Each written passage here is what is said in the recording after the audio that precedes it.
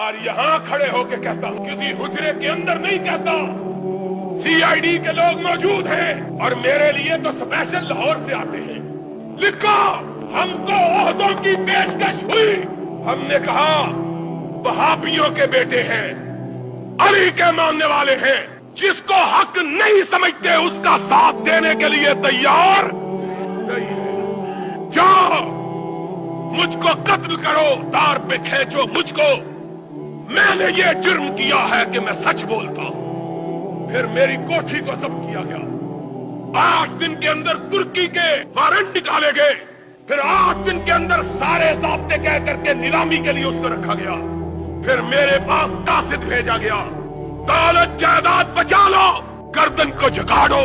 ہم نے کہا سن لو، جفا کی تیغ سے گردن وفاشیاروں کی کٹی ہے برسر میدان مگر جھکی تو نہیں۔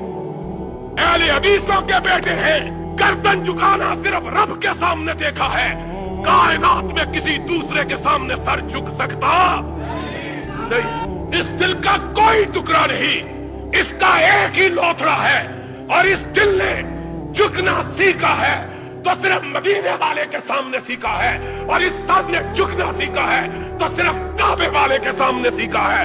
کائنات میں نہ یہ سر کسی کے سامنے جھک سکتا ہے، نہ یہ دل کسی کے سامنے جھک سکتا ہے۔ کیا عشق نے سمجھا ہے، کیا اس نے جانا ہے، ہم خاک نشینوں کی ٹھوکر میں زمانہ ہے۔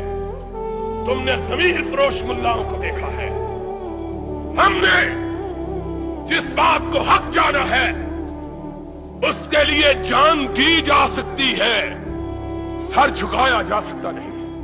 جی جو چاہے کر لو۔